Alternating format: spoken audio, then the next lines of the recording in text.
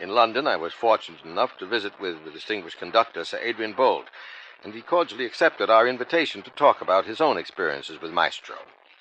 We made the interview with field equipment, and although you'll notice that the tape quality is not up to our usual broadcast standards, I think you'll soon forget that as you listen to his recollections of Maestro's appearances with the BBC Symphony Orchestra. As our interview begins, we'd been discussing Sir Adrian's first contacts with Maestro. Well, I never was able to hear him in Milan. I had bad luck going through once, but fortunately he came to London later, and the first time he came with the New York Philharmonic Symphony. We had an unforgettable performance of the Eroica Symphony in Queen's Hall, and we had, perhaps most exciting of all, in the Albert Hall, a performance of the Tannhäuser Venusberg music, when climax followed climax in a way one felt was quite impossible. The first climax, one thought, this is the biggest thing one can do. Yes.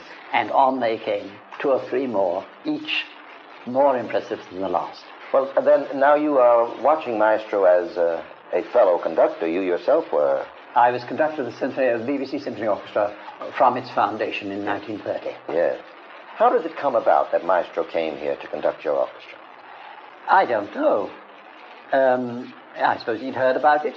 Well, in any event, he came for a series. I believe the first series was a series of 4 concerts. Yes. 1935. 35.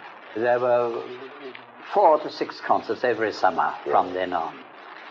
And I remember his start. He started with the Brahms 4th Symphony, which we had played many, many times together. And he let the music go on. He stopped very little. In fact, I think he stopped not at all in the second and third movements. In the first rehearsal? First rehearsal. Yes. He played straight through and said, bene, bene. And I remember very well that in the slow movement, certain things sounded, talking very subtly, of course, they sounded different from the way we had usually played. Although he had not said a word and he'd not done anything. You mean the influence of the man, the personality had come across, whatever it was? Yes, they had no idea of the enormous power of that concentration, the magnetic power he had over his players, which very often was not expressed in his stick as it was always expressed in Nikish's stick. Yes. The beat was just a firm beat, beating time.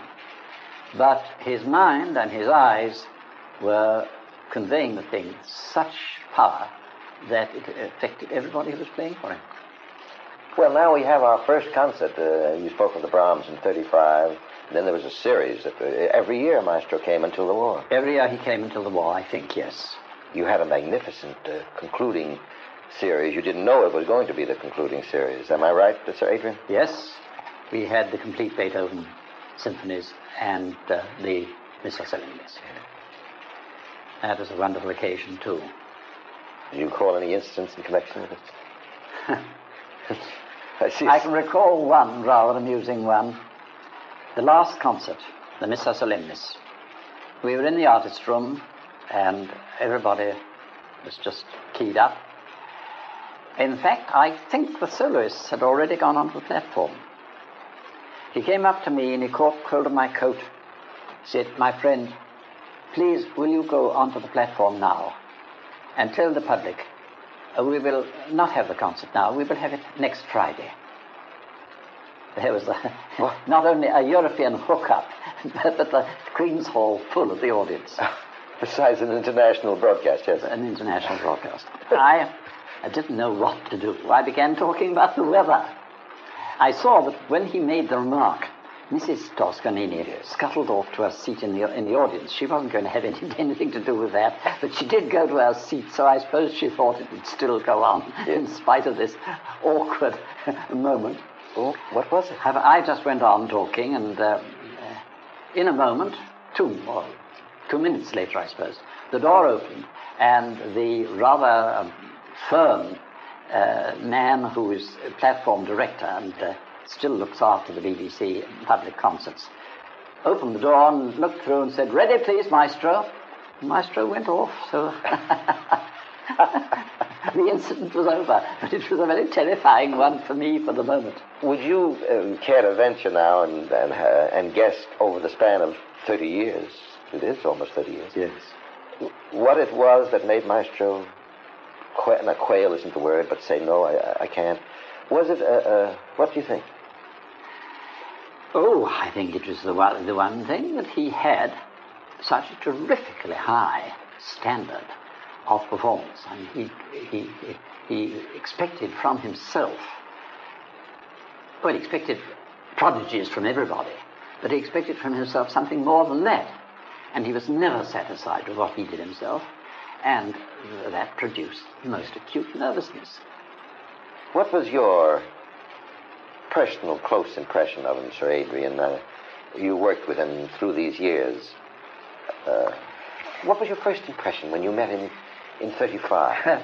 Well, I went to the hotel to fetch him in a taxi, and he was petrified of nervousness. He said it was always the worst thing he ever did was to meet a new orchestra, and he'd got to do it now. And he was terribly nervous. But later on, he did occasionally say to me, "Oh, I'm very happy here." So I felt he was feeling that it was worthwhile coming. What would you say were the central musical characteristics? Oh, the central musical characteristics, I think, were absolute adherence to his idea of the composer's intention. I mean, that was the one thing that mattered. He was the servant of the composer. And the tremendous power of the man over what he was commanding, and coupled with the tremendous subservience and tremendous admiration for the composer whose work he was entrusted with. Now, there must have been enormous or special technical gifts.